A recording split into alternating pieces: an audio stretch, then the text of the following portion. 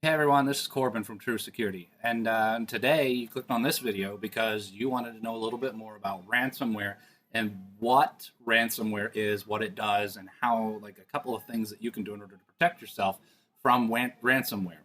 So, first things, ransomware in and of itself is a technology that once put onto your machine, it runs an encryption algorithm. And what encryption is it basically says where if you say the brown fox or the red fox jumped over the brown dog, you run an encryption algorithm over that and it turns it into gibberish. And it's very hard to get back to that plain text of the red fox jumped over the lazy brown dog or whatever.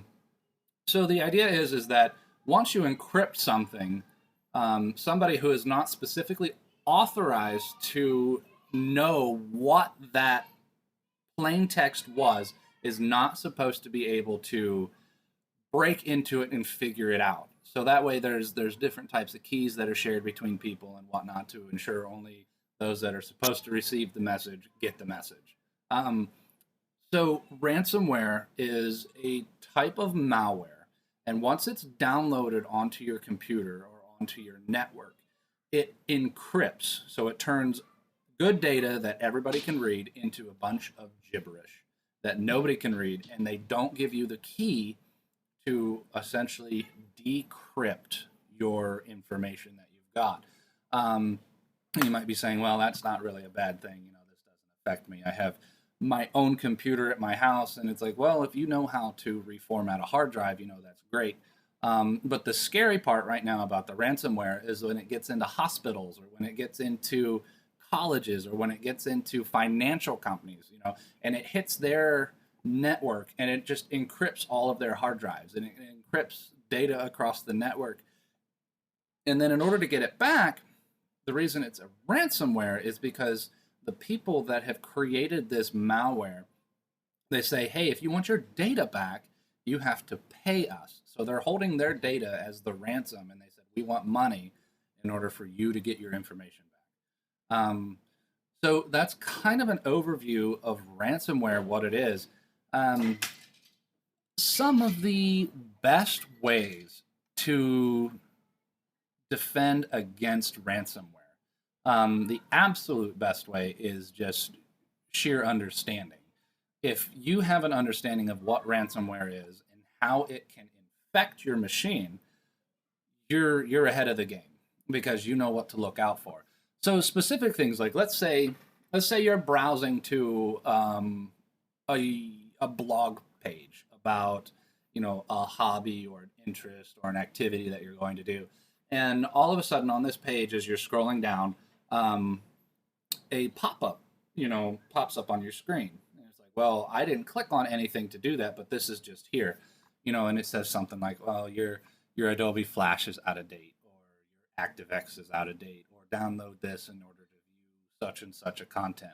At that moment, you are dealing more than likely with a live piece of malware, 100%. If you click that, yes, download here, I want to update my antivirus, or I want to update my ActiveX or my Adobe Flash or whatever, you've essentially allowed the malware that's out on the internet right now, you've allowed it to come into your home computer. And you're still safe at this point. It's not until you get that next dialog box of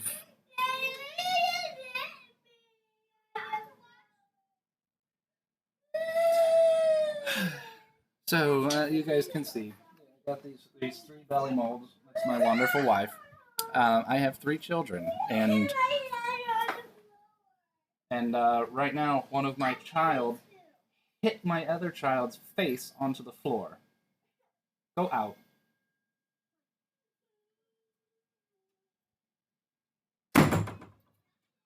So I'll have to deal with that in a minute. Um, I believe I was saying, you're still safe at that point of when you click OK and it says, okay, now I need you to run me. This is the most critical moment.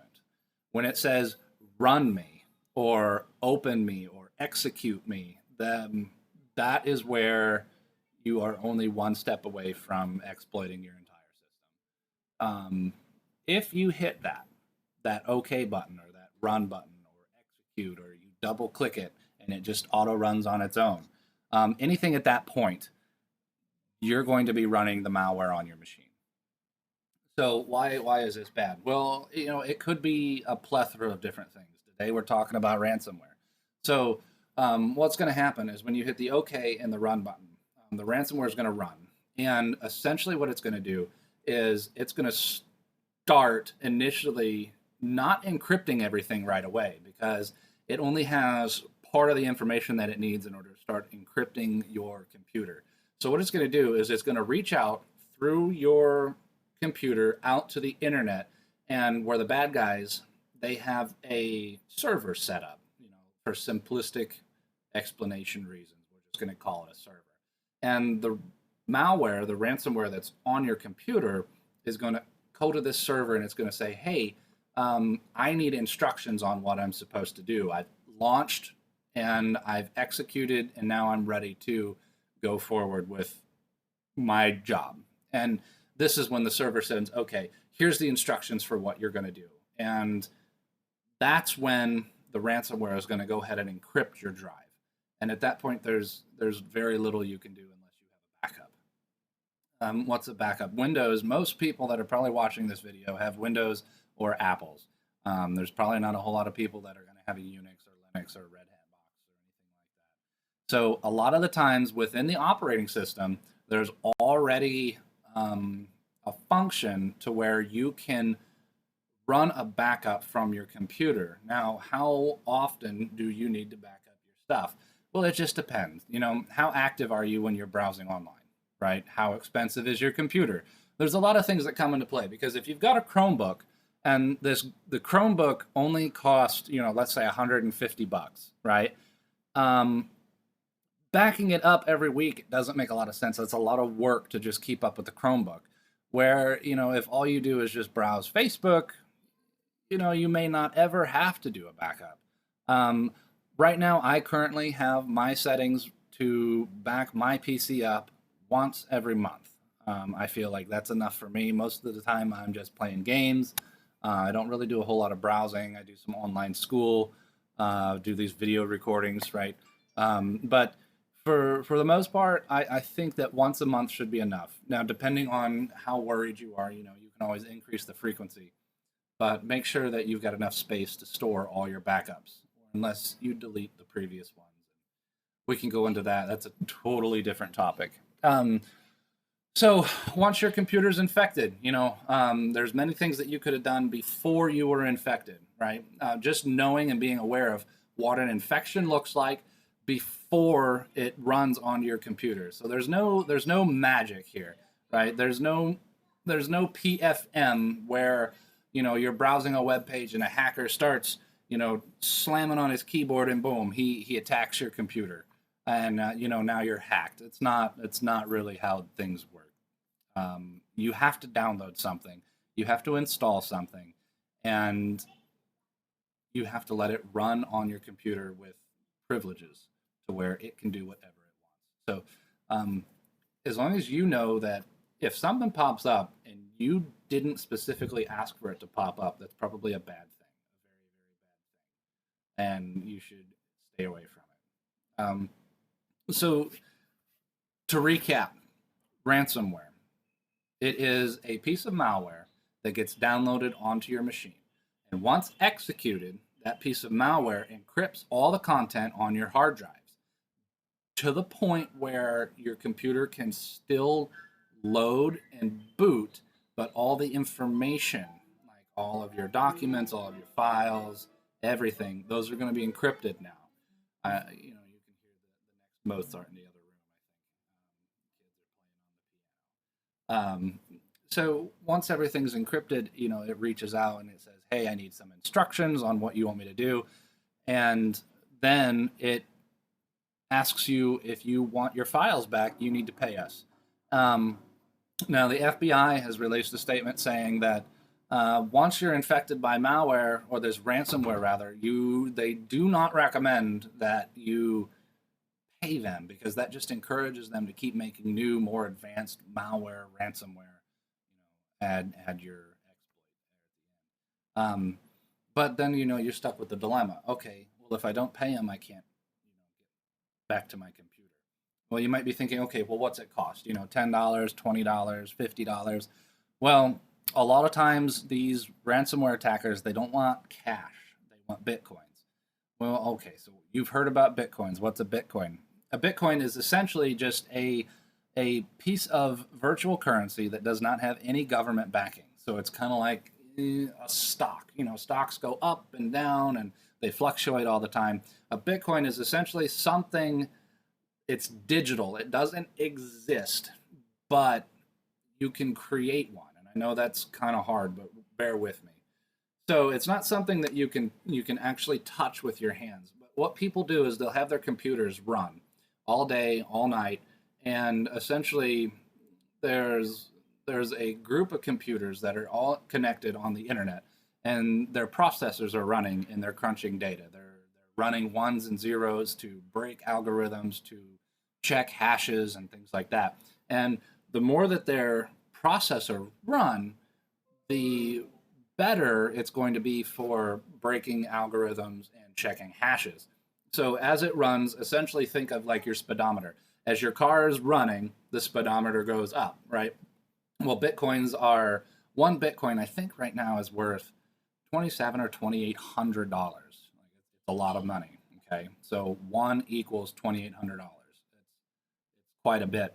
So a lot of the times when people start generating Bitcoins, they'll see that they have 0.00000001, and that might be the first day that they're running it. And then the next day it goes to 0.000 yada yada 2, and then 3, and then etc. until it starts building up. And a lot of the times from what I've been reading is that you can generate one Bitcoin about every 9 months if you really go at it hard. Okay? So, $2,800 over the course of 9 months. These things use a lot of power. Right now it's beneficial, but like I said, because Bitcoins fluctuate up and down, you never know. But let's go back to the ransom. All right. So these hackers, they want Bitcoins because of how Bitcoins are secured and how Bitcoins, once they're given, that's it. It's not something that can be taken back. It's not something that can be disputed. They're very secured once transferred. I've been seeing a lot of people saying that they want half a Bitcoin, right? So 0.5 of one Bitcoin, BTC, and that's expensive. That's $1,400. So if you get this ransomware on your machine and it says, "Hey, we want you to pay us half a Bitcoin," and you're like, "I've got a $150 Chromebook," that's not going to happen. If you don't have a backup, maybe it's time to just replace the hard drive in your computer and move on, because that's all that it's encrypted is the hard drive. Your RAM's volatile memory, so it doesn't store anything per se. As soon as the electricity's gone to your RAM, it dumps all of it. So it's something else we can talk about too. But that's you have to do a cost-benefit analysis in order to think, okay, is this ransom acceptable? So people have been deciding that, half a Bitcoin for my personal PC is not worth it, because, for another $50, I can go out and buy a brand new hard drive and, boom, I'm back in business. I'm back web browsing. I'm back on Facebook, whatever you're doing. So hackers sometimes will say, well, okay, we want 1/100th, so 0.01 of a Bitcoin, and $280, I think. So it's at that point, it's kind of like, all right, well, what data did I have on my computer that I absolutely need? Now, if it's a Chromebook, you can buy an entire new Chromebook for less than you can decrypt your information. So, cost-benefit analysis. But in another video, I'm going to go over. I'll try to put a link on this one. I'm still kind of new to the YouTube, so I haven't really explored all of its features yet. But I'll put a link up and I'll go into a little more detail on specific ransomwares and why they are interesting and why they're dangerous, and why why there's really no good way to combat them once they've infected your computer or your network. Thanks for watching this. Go ahead and comment below. Tell me how I did. Tell me if there's anything else you want me to go on, or tell me, because I'm kind of doing this off the cuff. I don't have any Word document laid out with an outline of things I'm supposed to talk about. So if I've said anything wrong, go ahead and comment. Tell me and be like, hey, that wasn't quite right. This is what it was. I don't mind that at all. Anyway, thanks for watching. This is Corbin from Tru-Security, and that's kind of a more about ransomware than you might have cared to know.